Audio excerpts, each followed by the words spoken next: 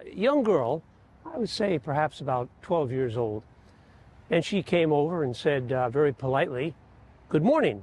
And I said, "Well, good morning, young lady." And she said, "Are you a doctor?" And I said, "Yes, I am." And she said, "What is your name?" And I said, "Well, my formal name is Royal Jerome Eddy, M.D." And she said, "I know what M.D. means," thinking that she would say medical doctor. And I said, "Well, what does it mean?" And she said, "Medici Domine." And I said, "I am so impressed, young lady, that you have kept up with your Latin." And she said, "If you were going to be talking to folks today about your life as a physician, where are your medical instruments?" And I said, "My dear, they are long gone to dust." And she said, "Well, I am going to be a doctor myself. And if you like, you may borrow my medical instruments for the day, and then I'll come back later this afternoon and retrieve them." And I said, "I would be delighted to do just that." And she said, "Well, why don't you tell me a little bit about yourself and your life?" And I said, "Well, I'll be pleased to do that." As I said, my formal name is Royal Jerome Eddy, M.D. I don't care much for using the royal part of my name. Seems a bit pretentious. So I generally go by R.J. Eddy, M.D., or Jerome Eddy. As some of you folks may be, I'm a transplant from Vermont, where I was born, in a small town called Winall. That's near Stratton Mountain, Bennington County, in the Green Mountain Range. Came over to Glens Falls after I got married. Unfortunately, my mother died when I was only 11 years old. And so to help support the family, it was necessary that I not only go to school, but also work, even on Saturdays. And this may seem kind of onerous, but actually it was a very good discipline and helped me concentrate on my future studies. I was fortunate to have some most excellent teachers who kept me up to date on all the latest advances in scientific, technical, and social affairs. And I love to learn. I could never get enough of education. I suppose in your current times, I would be what you would call a geek. But nonetheless, it served me well. So well that when I was 16 years old, I was recruited to teach at the very school that I had attended. I was later able to secure a more remunerative position at what was then the Burr&Burton Seminary over in Manchester, Vermont. Eventually that would become the Burr&Burton Academy. That was an ideal situation for me because I could work and study at the same time, and I was able to obtain a bachelor's degree from Middlebury College. Now, as much as I enjoyed teaching and a career in education, I really wanted to become a doctor. And so I went south to New York City and studied at the New York College of Physicians and Surgeons, part of Columbia University. Worked at Bellevue Hospital in Lower Manhattan, eventually obtained my Medici Domine from the University of Vermont in Burlington, and began my practice. By 1871, I had married the lovely Elizabeth Sanford of Glens Falls, my love and my inspiration. Now, my wife thought that my practice might flourish a little better in Glens Falls than in Burlington, and she was right. It did. It really took off, and we proceeded to have our children and raise them. In succession, David, Sanford, and then finally Elizabeth Katrina, who, much to our sorrow, passed away just short of her second birthday from influenza. A very sad day for us. Well, my practice flourished, but as you can imagine, somebody with such an active mind as myself, that was not enough. I thought that we needed a hospital here in Glens Falls. And so I got a group of physicians together, 11 of them, and one lawyer. You'd always need a lawyer to do something like this. And we formed the Glens Falls Medical and Surgical Society. Our goal was to fundraise for about 10 years and then open up a scientific hospital in Glens Falls. Medicine in my time advanced dramatically and exponentially. And with innovations such as sterile environments, people were more encouraged to look at a hospital as a place to go into to heal as opposed to a place to go into to pass away. I still find it kind of humorous when I think of the origins of our first hospital in Glens Falls, when I hear people say, yes, I'm feeling much better as a result of my recent stay at the Park Street Hotel. As you probably know, it was Solomon Parks, our benefactor, who loaned us, or actually gave us, deeded to us, his commodious residence for use as a scientific hospital. And people were encouraged to come there and be healed as opposed to avoid hospitalization. Now, Mr. Parks had 4 conditions that he put upon us, and I admire most of all his first condition, and that was that nobody should be denied treatment at the hospital because of race, color, or creed. And I thought that was very admirable. Now, when Mr. Parks observed that we were going to be successful in this venture, he turned the deed over to me, and I turned it over to the Glens Falls Medical Surgical Society. And the hospital flourished. Now, a terrible thing happened in 1885. A wave of smallpox swept through the Glens Falls, Queensbury area. As you all know, smallpox is a very contagious and very virulent disease. Why, our President Abraham Lincoln even contracted it at one point in his life. It's an interesting story. People were always coming to President Lincoln for patronage, looking for appointments to ambassadorships and looking for jobs for their cousins by the dozen and things like that. Well, Mr. Lincoln went down to Gettysburg in 1863, November, to deliver his famous Gettysburg Address. He didn't know it would be famous at that time, but it would become famous. And on the train back, he started feeling, as he said, a little punky. So he took to his bed back at the White House, and the White House physician was summoned, looked him up and down, and President Lincoln said, well, doctor, tell me what's wrong with me. And the doctor said, well, while you were down in Gettysburg, you contracted a very mild form of smallpox called varioloid. And he said it's not as bad as a full-blown case of smallpox, but it will sicken you and keep you abed for about a week. Well, when President Lincoln heard that, he started laughing hysterically. And the doctor was puzzled and said, Mr. Lincoln, I've told you you've got a serious disease. What do you find so funny about this? And he said, doctor, I'm just so happy that I finally have something that I can give to everybody. Well, there's a good thing about a smallpox epidemic is that even in those days, there was a reliable vaccine available. One of the first vaccines ever developed and mass-produced, produced initially from cows, cowpox, and then horsepox. And it was very, very effective at preventing the disease and abating the disease. There was some resistance back then to immunizations, and some folks who would not be immunized unfortunately passed away from smallpox. Now, with the wave of smallpox sweeping through the Glens Falls, Queensbury area, folks needed to be isolated who had contracted the disease. And so special houses were set up. They were called pest houses. That's short for pestilence. In Glens Falls and Queensbury, the pest houses were way out at the end of Sherman Avenue Extension. So folks would go into the pest houses and stay there until they either recovered or passed away. Now, they couldn't come out to visit their doctors, so the doctors would have to literally live inside the pest house with the patients, which is what I did. And the only way I survived that experience was I injected myself with the smallpox vaccine every single day that I was in occupancy in the pest house. Nevertheless, some of our patients did pass away. We were so short of manpower as a result of the epidemic that sometimes the doctors had to go out and bury their own patients. But finally, it abated. Probably one of the hardest parts of being in the pest house was I was only able to see my family one day a week through a closed window for fear of having them contract smallpox from me.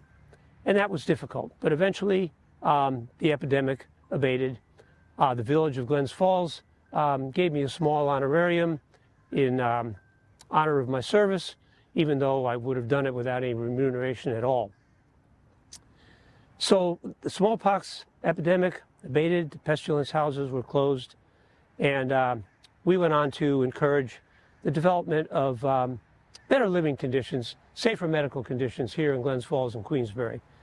We agitated for cleaner water for people to drink, safer milk, and other medical improvements. I even had the opportunity to run this lovely Pineview Cemetery, where after being born in 1842 in Winall, Vermont, I came to my final resting place in 1915. Well, in closing, I have to say that I've had a wonderful, productive, and joy-filled life. And I wish all of you the same. But above all else, I wish you one of the most precious commodities extant in our society, and that is, I wish you good health. Good day, ladies and gentlemen.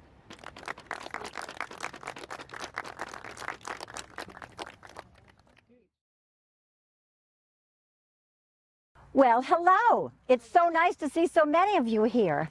I understand you're going on a tour of our beautiful cemetery and visiting some old friends. Well, that is just wonderful. Why don't you rest a minute and I'll tell you my story. My name is Lucy Montgomery Worcester Chapman. It's quite a name, I know. On my mother's side, I was related to General Richard Montgomery, who led the Continental Army in the ill-fated battle against Quebec. Unfortunately, he died from the wounds that he received in that battle. On my father's side, I'm related to General David Worcester, also a Revolutionary War hero, who died from the wounds he received at the Battle of Ridgefield. As for the name Lucy, I don't really know where my parents got that name, but I believe they picked it as a tribute to our Irish heritage. As for the name Chapman, well, we'll get to that later. I was born in 1875 in Cincinnati, Ohio, but I moved to Philadelphia and I studied nursing. Well, I guess you can tell that from my outfit. Or maybe you can't. I understand nurses dress quite differently nowadays. Well, I studied at the Old Pennsylvania Hospital.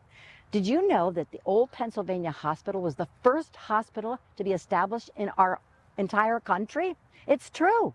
Benjamin Franklin helped establish it. Of course, that was long before I came along. Well, the nursing program at the Pennsylvania Hospital was outstanding. We were given instruction from the superintendent of the hospital, who, when I was there, was a British woman by the name of Miss Lucy Walker. And we listened to lectures by surgeons and doctors. I found it so fascinating. In late 1900, I received a letter from Miss Jenny Downs.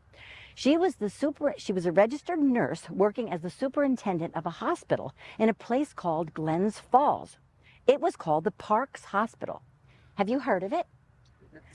Well, actually, maybe you know it by its later name, the Glens Falls Hospital. Well, Miss Downs wrote about the need for a trained nurse to join the staff of the hospital, and I felt qualified for the job. So, in 1901, I moved to Glens Falls and did just that. If you could see the Parks Hospital today, you would not think it was a hospital, because it looked a lot more like a house. Because indeed, that really was what it was. Donated by Solomon A. Parks, it was a 3-story red brick building renovated for the needs of the hospital, with a large addition at the back. On the first floor, there was a long corridor going from the front to the back of the house, and there were offices, administrative offices, and staff offices off of that. That is where Superintendent Downs had her office. The wards were on the second floor of the addition in the back. There was a men's ward, a women's ward, and a children's ward, all with the best available horsehair mattresses, with large windows to let in as much natural light as possible. At the Parks Hospital, we had state-of-the-art equipment. Well, it was state-of-the-art in our time. Our staff did everything possible to meet the standards of sanitation and cleanliness, and we even had electric lights in the operating room and an elevator. But it was hand-powered, not electric. Well, when I started at the Parks Hospital, I was introduced to the Superintendent Downs and her assistant, Miss Mabel Burnside. These two women were from Connecticut, and they were both graduates of the New Haven City Hospital. They were dedicated, hard-working women, and when I joined the staff, it brought the grand total of staff to 3. I understand that's a far cry from the hospital today, where I understand over 2,000 people work at the Glens Falls Hospital. When I started at the hospital, little did I know that soon I would be in the middle of a power struggle between Superintendent Downs and a big supporter of the hospital and a board member, Dr. Royal Eddy. Have you met him? Yes. Well, the hospital was a big dream of Dr. Eddy's, and he worked for 25 years tirelessly to bring it to fruition. However, Dr. Eddy thought that the hospital should hire local people, often untrained. And Superintendent Downs thought that he should only be hiring graduates of trained medical schools to ensure the best quality of care. Well, the tension was quite remarkable. In fact, it ended up with a period of, quote, dissatisfaction at the hospital, according to the board minutes. Well, the tension increased so much that early in 1901, Superintendent Downs resigned her position after only a few months on the job. I'm motivated, I'm sure, by loyalty to her friend. Miss Burnside also resigned. That left the question, who was going to be the superintendent of nursing at the hospital? That day, I was named the first superintendent of nursing at the Parks Hospital, which in 1909 would be renamed the Glens Falls Hospital. Well, I had my hands full. The hospital was bursting with patients, was a testimony to the quality of the hospital and the staff. And not only was I superintendent of nursing, but I was also the head nurse for a while. The work was hard and the hours were long, but I was passionate about my job. Though I did eventually leave the position. I wasn't forced out, it was my own choice. But on October 27, 1902, I resigned as the superintendent of nursing. But exciting things were on my horizon. For the next year, I was to be married to the love of my life, Dr. George Andrew Chapman. It was at the hospital that I first met George. Born and raised in Queensbury, George was a very beloved physician who fulfilled many roles. He assisted Dr. Lemon Thompson on many occasions. He was the attending physician at the hospital. He became the health officer of Queensbury in 1906 and eventually the president of the New York Medical Association. We were married in 1903 and we moved into our house on 23 Elm Street to raise our family. In 1904, I gave birth to our first child, Montgomery, named after my mother's family. And then in 1911, I had our second child, whom we named Catherine. As was the custom of the time, I didn't work outside the home after marriage. But that doesn't mean I wasn't busy. I actually not only raised the children, but I started a suffrage study group, of which I was elected vice captain. I was a member of the First Presbyterian Church of Glens Falls and a member of the Women's Missionary Society. Sadly, in 1946, George passed away, and he is buried right here.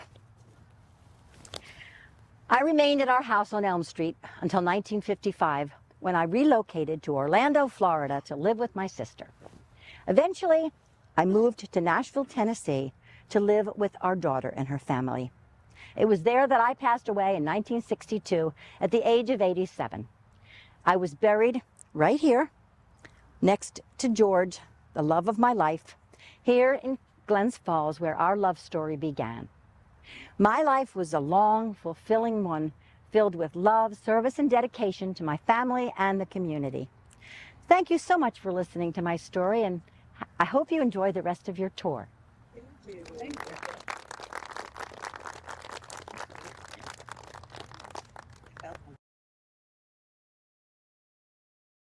Welcome, welcome, gather around close. Make sure that you can hear, get on in. Welcome to the Hannaford family final resting place. My name is Gracie Hannaford, and I am happy to introduce you to my dad, Poodles Hannaford. Okay, Dad, that's enough clowning around. We're here to tell these people our story today. All right. In England, June of 1981, a covered wagon, a baby boy was born to Ned and Elizabeth Hannaford. They gave him the name Edwin. And 2 days later, his Aunt Kate came to visit, and she took one look at that curly hair and cute little face and said, "Oh, he looks like a happy little poodle, and that's what I'm going to call him, Poodles." And as nicknames have a tendency to do, that one stuck. But it's not a bad moniker for a kid born into a circus family. That's right. By the time this wee clown was born, there had already been about 7 generations of Hannaford Circus performers. My parents were very talented horse riders, and they taught me so well that I was performing for audiences at the age of 5. But don't let that funny face fool you. He was a very serious rider. In order to perform the kind of acrobatics he did on horseback, he had to work very hard. He had to be very physically fit, and the horses had to trust him. And those horses worked just as hard as I did. So, one night when we were performing for an audience that didn't seem as enthusiastic as I thought they should be, I got a little frustrated, and I started to act up in the way that I always have, by clowning around. And I was a young guy and faced life with a full head of steam. So, with those horses in full gallop, I would caveat around on their backs and hear the audience gasp as they saw me sliding off, sure to fall and be trampled, and then cheer as they saw me pop back up on the horse again. I found that the sillier I was, the more excited the audience was, and Poodles the Clown was born. And with Poodles the Clown crazy horseback antics, the Hannaford Family Circus performed to packed audiences all over England. In 1915, when this clown was 19 years old, he and the family were invited to come to America and perform with the Barnum and Bailey Circus. They were a great hit at Madison Square Garden, and everywhere they performed as headliners for Barnum and Bailey. My dad was the first person ever to do a backflip from the back of one horse onto the back of the horse behind him at full gallop.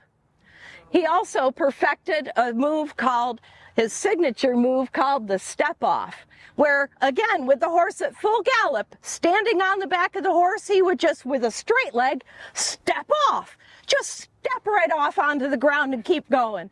And then he'd run and leap back up onto the horse again. He once did it 26 times consecutively to earn himself a spot in the Guinness Book of World Records. And that record still stands. Now, performing to audience laughter and cheers was great and all, but the real thrill of the show was meeting a pretty and talented dancer, Miss Gracie Norma White. She absolutely stole my heart, but she didn't want to be a war widow, so she wouldn't marry me until I came home safe and sound from the war. You all know it today as World War I, and when I came home in 1919, we became husband and wife. And in 1920, they became parents. I was born in October and named Grace after my mom. And when I was about 2, Dad decided to try silent movies as an additional way to showcase his extraordinary gift for physical comedy. Well, it seemed he had a knack for it because he did about 40 of those. He worked with comic greats like Buster Keaton, Charlie Chaplin, Laurel and Hardy. And he went on and did some talkies too. He did about 8 of those. He worked with Robert Mitchum, Dale Evans and Roy Rogers, Gary Cooper. He did a movie with Shirley Temple called Our Little Girl, where she played a little girl who wanted to run away with the circus. Well, who could blame her? I did enjoy the movie business, and it helped to afford my family a nice home. And in 1929, I began building a training center for the horse act next to my brother, George. This was located about where Hannaford Road is off Ridge Road in Glens Falls. My brother, George, our sister, Ernestine Hannaford Clark, and I all lived around there, and all were performers in circus acts. So for the next few decades, Dad, Uncle George, Aunt Ernestine, and I performed around the area for business gatherings and local events. In 1957, we were hired to work at Frontier Town in Lake George. That's the one we did together, wasn't Oh. it? Right? I had already begun to follow in Dad's footsteps on horseback, and so I decided to try some movies myself, and I did a few of those. I was a stunt double for Judy Garland, bareback rider, but I think my favorite movie that I did was Northwest Trail in 1945. That's the one we did together. We had such a great time. I really enjoyed doing that film with you. We began to start making more films, and then I retired in 1954 at 63. I also retired from trick riding. It seemed like the sensible thing to do at 63, but you just couldn't take the clown out of me. So I continued performing my whip act. Now that was exciting. I would crack my whip and snatch something out of my partner's hand or even their mouth. That partner would be me. The audience would gasp and then erupt with applause when I didn't get hurt. In 1957, we were hired to work at Frontier Town in Lake George. Dad played the old prospector, Panhandle Pete. We did the whip act. I did some horseback riding, and I had a poodle act that I did 3 times a day. Mom worked in the country store, dyeing and weaving fabrics. What a great time that was. Performing and living in the beautiful Adirondack Mountains, I absolutely loved it. And I continued to work right up until a short illness brought me here to this peaceful spot in 1967 at the age of 76. Look at this. This is me performing my famous step-off. And a year later, he was inducted into the International Hall of Fame. And in 1995, he was inducted into the Clown Hall of Fame in Devlin, Wisconsin. Mom and I continued to enjoy our life here until it was time for her to join Dad in 1985. I had a very fulfilling life and a wealth of friends, many of whom I met through the Lake George Episcopal Church, where I served on the Altar Guild. In 2006, at 86, it became my turn to join Mom and Dad in the big top in the sky. Now, I'm happy to tell you that the Hannaford Family Circus didn't die with us. My nephew, Tommy, grew up to gather family together and form the Royal Hannaford Circus, and you can still see members of our family performing today. Now, I know that Gracie doesn't want to tell you guys this, but she did an incredible thing before she passed.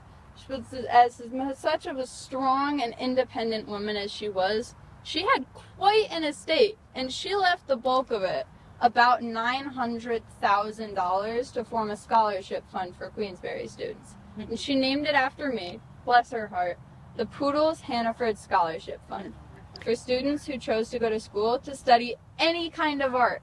What a special way to leave her mark on Queensbury and the world of art. Well, when you feel blessed, you should bless others, right? That's all. Well, we had great lives and we could tell stories all day, but we'd have to let these people get on their way. So before they go, do you have any words of wisdom, final thoughts? Work hard, be kind to animals, and don't forget to be silly and laugh. How's that? Perfect, Dad. Have a silly day, everyone.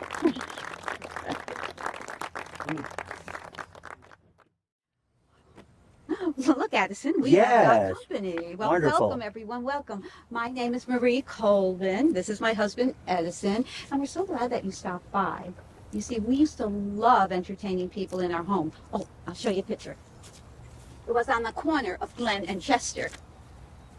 Lovely.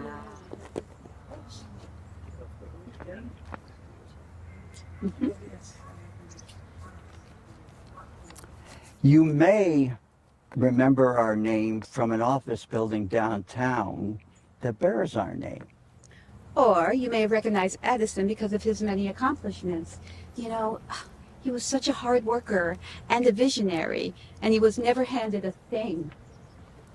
His mother died when he was still an infant, and then his father when he was a young boy. So at the age of 14, Edison started working. And in a few years, he had saved up enough money to invest in a small printing operation. And it was in 1879. He was only 20 years old. No, 21, I'm sorry, Yes, dear. dear. 21. And he started the first newspaper in Glens Falls. It was called the Glens Falls Times. And he was the youngest newspaper editor in the United States at the time. Just 4 years later, I married this lovely lady. She attended Temple Grover Seminary in Saratoga Springs. Our wedding day was the happiest day of my life. We were married for over 50 years, and our family grew to 5 with the birth of our 3 daughters. That was the fun time. The worst of times was when 2 of our daughters died. They were much too young. Frances was only 23 at the time of her passing in 1907. And she was only married 3 months when she died. And then our daughter Harriet, she died just 8 years later, and she was only 28 years old. Yeah, we never got over the loss of our 2 beautiful daughters. But our grandchildren now, they are the highlights of our life. You see, Harriet left us with a son, and then Adela, our daughter, had 3 children, one with whom she named after Addison. And young Addison became quite a noted photojournalist, and later an editor for Life magazine. Marie was the heart of our family and the community. She was a member of the Ladies Foreign Missionary Service and the Ladies Club of the First Presbyterian Church. She was sympathetic to the sufferings of the poor and neglected and did what she could to help them out. We really suffered during those times when we lost our 2 daughters. But there was a time when we had those tea parties. Oh, yes, we did. Tea parties and dinners at our house. Well, I loved hosting our home and making an open place for people to gather. And I had help. I had 3 servants, but the house had 42 rooms. And we did many, many parties, many of my lady circles, Yes. but also many of Addison's business and political associates. We loved having them there with us. And, because the newspaper, that was just the beginning of all his endeavors. Tell him some more of your first, Addison. If you insist, my dear. Okay. In 1883, I brought telephone service to Glens Falls area. Now, you may think that's not a great accomplishment, but consider this for all of you who have cell phones in your pockets. Imagine a world where you couldn't communicate with someone readily. Before telephones, the only way you could communicate was to send an expensive telegram, or you would write letters, which of course would take time. After that, I brought electric service to the Glens Falls area the following year, and then I was involved with the venture of the transportation system in Glens Falls, which I believe helped the area grow and thrive. Yes, it did. And it became quite the family affair. You see, my brother Ledley, he became a founder in the Hudson Valley Railway Company. I became the vice president of the Addison B. Colvin Company. And then our daughter Adela, she became a director. I was so fortunate to be able to pursue my dreams and have them come to fruition. I was a founder of the Glens Falls Trust Company, which led, I believe, to my greatest accomplishment. In 1894, I was the treasurer of New York State for 4 years. Yes. Oh, and the youngest treasurer of New York, I might add. Yes, that probably was my greatest accomplishment, the one I value most. But my physical legacy was the Colvin building downtown. It was the area's first skyscraper, and it had the first elevator right over here. Oh, yes, the Colvin building was quite an impressive addition to our downtown. But Another addition that I think was equally as important, that is near and dear to my heart, is when we brought theater to the Glens Falls area. Oh, gosh, yes. I believe this fine lady would have loved to have been a performer. She was thrilled to sing at the Glen Falls Opera House with the Philomena Club. Oh gosh, well it was so exciting. Can you imagine the Empire Theater opening up on South Street in 1898? And the name, it was engraved right on the side of the theater. I mean, you can see it to this day. And Edison was the first president and the manager of it at the time. Oh, it was so exciting. Remember, we saw plays of George M. Cohan, and we saw the song stylings of Al Jolson. Yeah. Oh, and then, we were entertained by John, Ethel, and Lionel Barrymore. Yes. At the turn of the 20th century, we were doing quite well for ourselves. We sailed to Europe in 1906, and what a grand tour that was. Wonderful. It was good that we enjoyed those early years to the fullest, because later on, it was the worst of times, the passing of our two daughters and the loss of our fortune. Well, it's all right, Addison. It was just not all of our investments were wise ones, and then through the years, we had to sell many of our acquisitions. The Glens Falls Times was sold to the Post-Star. The Glen Falls Trust Company was sold to Glens Falls First National Bank. Then the stock market crash and the subsequent depression, everything was gone after that. When Marie passed away in 1936, the house was sold, and then I moved into the Colvin building where I stayed for my remaining years. As far as legacies, a lot of people give money to their children and grandchildren. Some people have other forms of legacies. I believe my legacy was to my family and to my community. I had a vision of moving people forward, to embrace change, to enhance their lives. In that, I believe I was successful. Indeed you were, Addison. He was just such a visionary, and he always believed that women were equal. Do you know that Edison was the first one to give women a chance to bank? He let them have their own window. And he also spoke at our conventions for the women's suffrage. He would speak at all the, the conferences. What a concept, right? Yeah. Well, I wasn't the visionary of the family, but I can tell you how proud I am to have been your partner. Because without people of vision, Right. Our community, our country, our nation would not be able to move so confidently into the future. That's correct.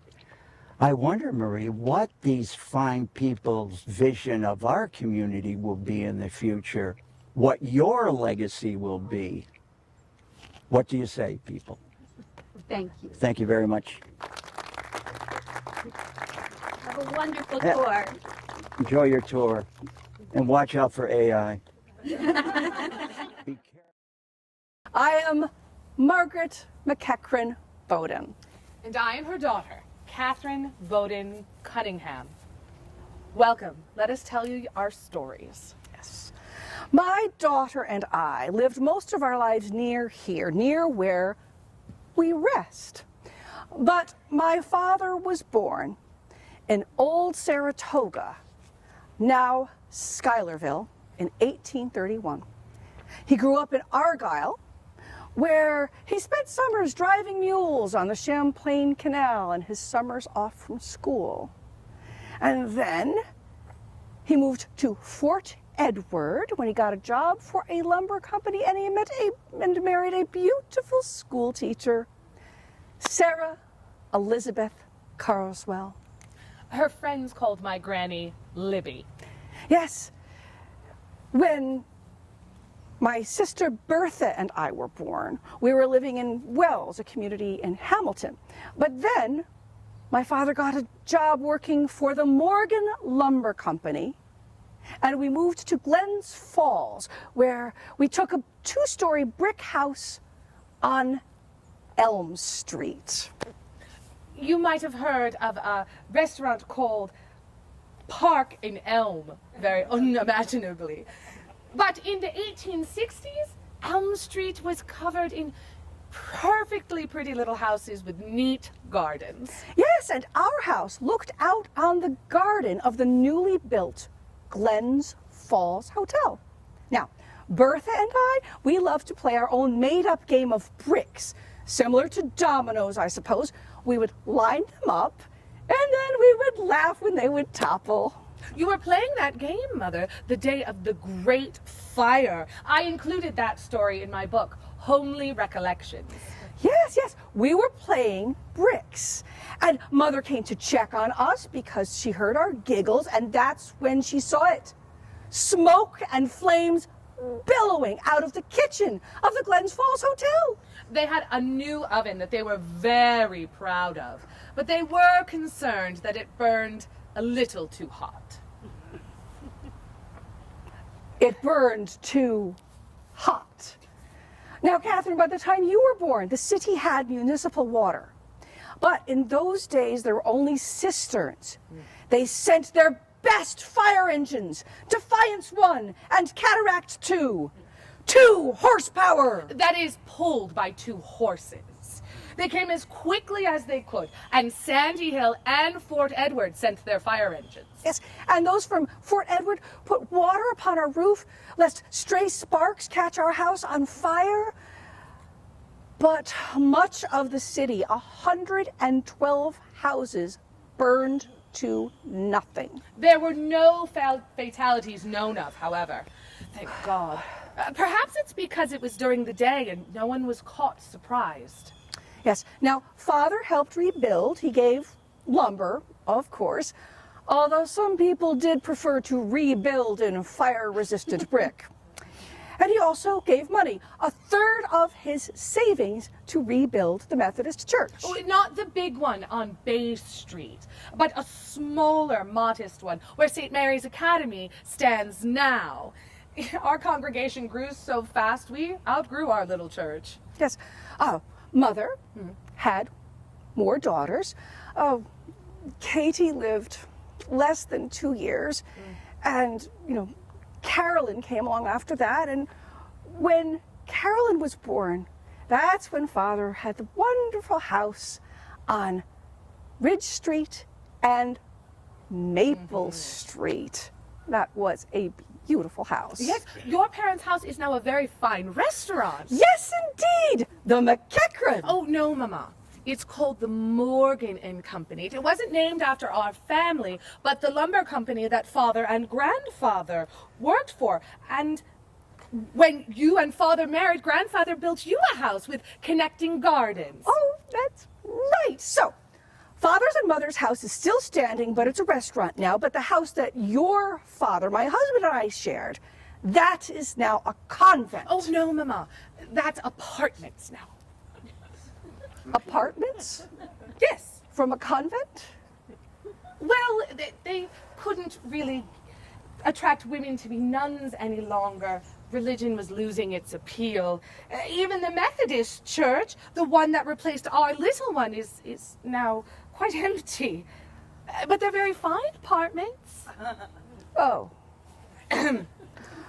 Well then, Bertha, always a bit frail, died at only 21. And vivacious Carolyn, she contracted spinal meningitis and died at the age of only 19.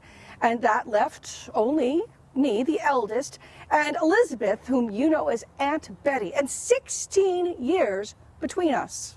And soon after that, a man named Andrew Hugh Bowden began working at Morgan and Company and saw you.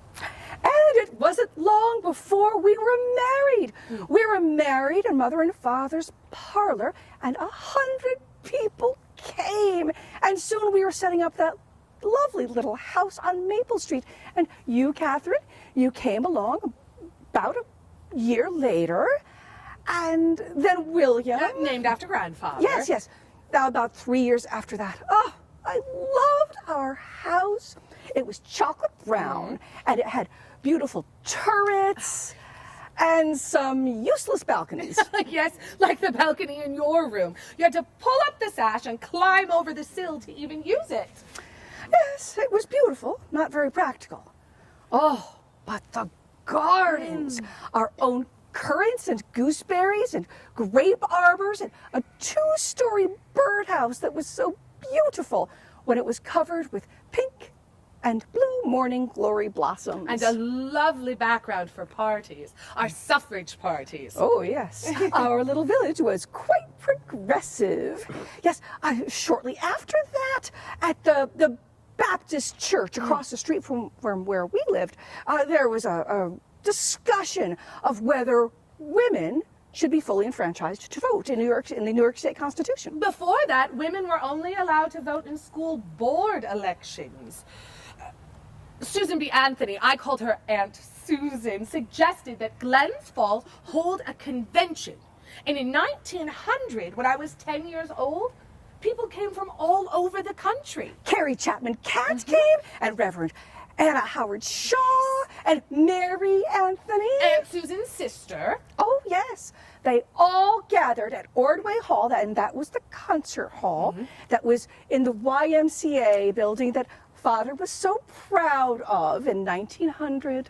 It's a coffee shop now called The Spot. And just as amazing as women getting the right to vote, women can go there for a refreshment unchaperoned. Mercy! After the convention, excitement seemed to wane all over the country. But in 1914, I was old enough to take charge. We canvassed each ward, surveying both men and women. And in 1915, the male voters in the general election voted on whether or not women should vote. My dear Hugh had died by then, but I like to think he would have supported the cause. Oh, yes, of course Papa would have. And then we held meetings with people coming from all over the country. Oh, my favorite was Jane Mander from New Zealand, where women had the right to vote by 1893. Oh, it was said that if women were given the vote, they would become mannish and abandon their homes and lose interest in domestic life. But these things have not happened. Her speech was published in the Post-Star. Catherine Gavis from the Albany suffrage group, she came and convinced 40 of us to march in the Albany suffrage parade. And 6 days after that, we had a garden party. And then Mrs. Beatrice Forbes Robertson Hale, a trained London actress, spoke to 250 supporters. And a few who were willing to be swayed. Our garden was fit to bursting. Oh, and we kept going. We had garden parties and speeches. We had speakers at the town hall. We had speakers at the churches, even our Methodist church, and at the high school. The high school is also now apartments. It is called District 425. But it still looks like a school from the outside. We had card parties and we canvassed the city in 1917. And then the men of New York State finally voted in favor of enfranchising women on November 16th, 1917. And almost 3 years later, on August 26th, 1920, the rest of the nation caught up.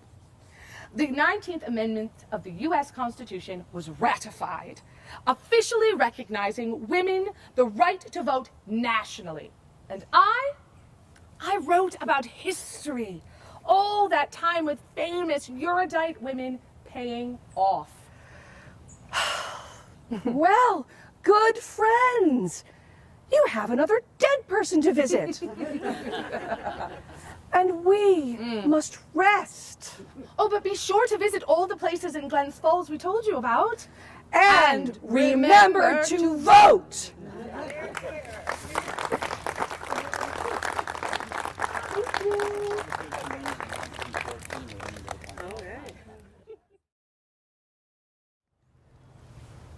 Any hockey fans out here?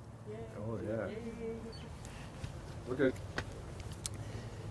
Well, hockey, sport of hockey was, it was my life.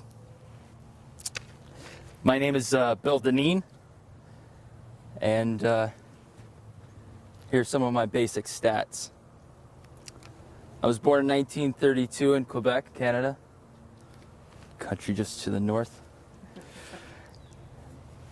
At the age of 8, my family moved to Ottawa, where I spent most of my childhood there, and really got into the sport that I loved. Now, as you can imagine, you perhaps know what the national pastimes of the U.S., the United States are, right? Baseball, maybe some football. Basketball. Well, in Canada, hockey was our sport, is our sport still.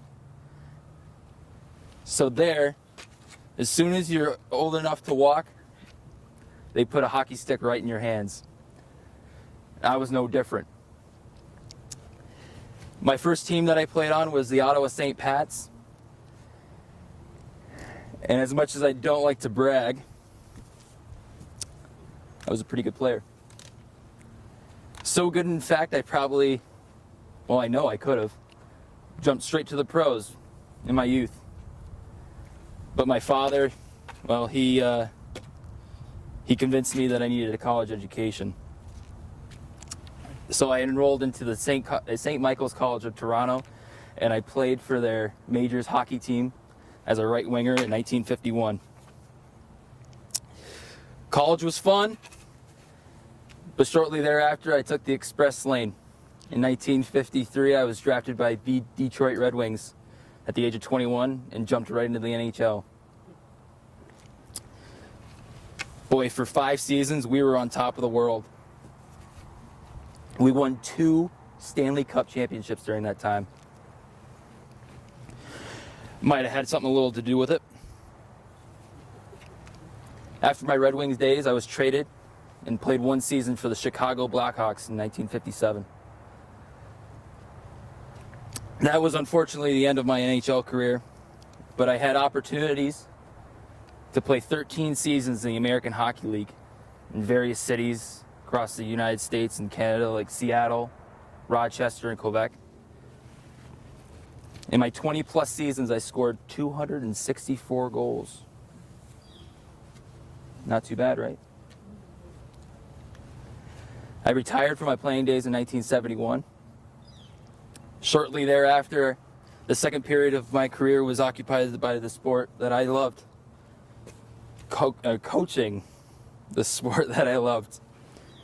I was hired in 1972 by the Houston Aeros of the World Hockey Association, where I spent 6 seasons at the helm of the Aeros, their entire existence. It was there that I convinced my former Red Wing hockey teammate, Mr. Gordie Howe, Mr. Hockey himself, to come out of retirement and play with his kids out on the ice. I had the idea that I thought Mr. Hockey playing alongside his kids would be great for the sport. And it was.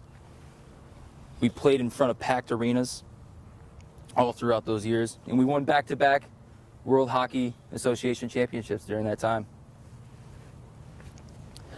Followed by that, I had a short stint in Hartford, but we made our way to, or I made my way, me and my family, we made our way here to Glens Falls in 1983, where I became the head coach of the Adirondack Red Wings.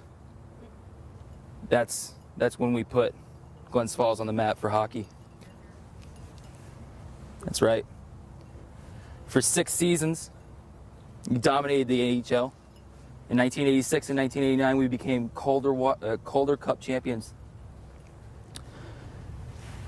And I won back-to-back coaching titles. It was that kind of success for myself and my team that it brought me back to the NHL in 1992, where I became the oldest rookie head coach in the NHL. Eventually, finally got back there for the Philadelphia Flyers. In 2010, I was inducted to the Adirondack Hockey Hall of Fame, and in 2014, the AHL Hockey Hall of Fame, both as a coach and a player. If there's one thing about my coaching philosophy that I can tell you is that I was blunt, honest, and direct. I told it how it was. I feel like my players respected me for that. We fought and battled as a unit.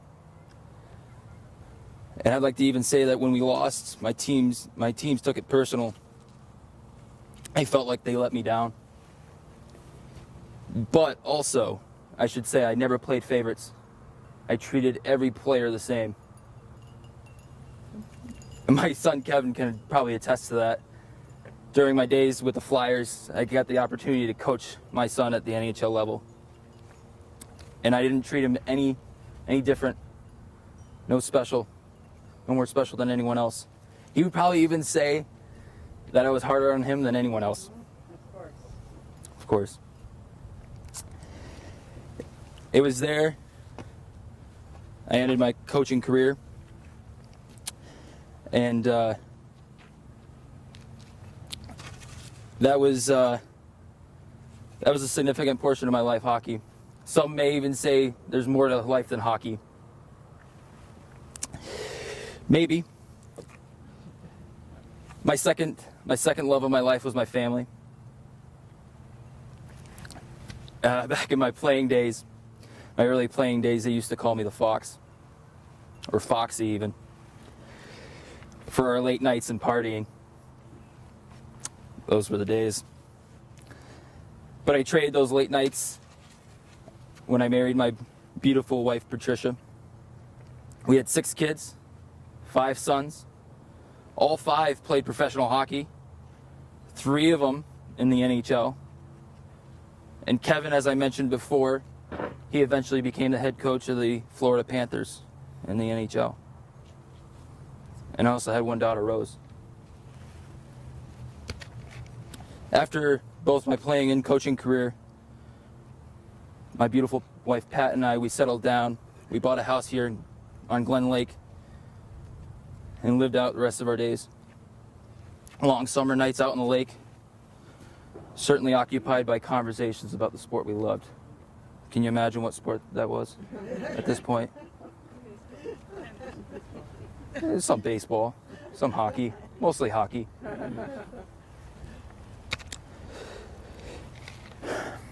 In 2016, I passed away at the age of 84 to be alongside my wife, my beautiful wife Pat, once again. What was supposed to be a small service, 200 people came out to my mass to pay their respects. In 2017, down near the Civic Center, now known as the Cool Insuring Arena, the Civic Center Plaza was renamed Bill Deneen Way. That was pretty special to see. And even then, the Adirondack Hockey, the Adirondack Thunder, hosted a special Bill Deneen night to pay tribute. That was also special. Hockey and family. It's all I needed. I had to say it was a pretty amazing life. Well, I don't want to keep you guys any longer. Enjoy the rest of your tour. Thanks for stopping by.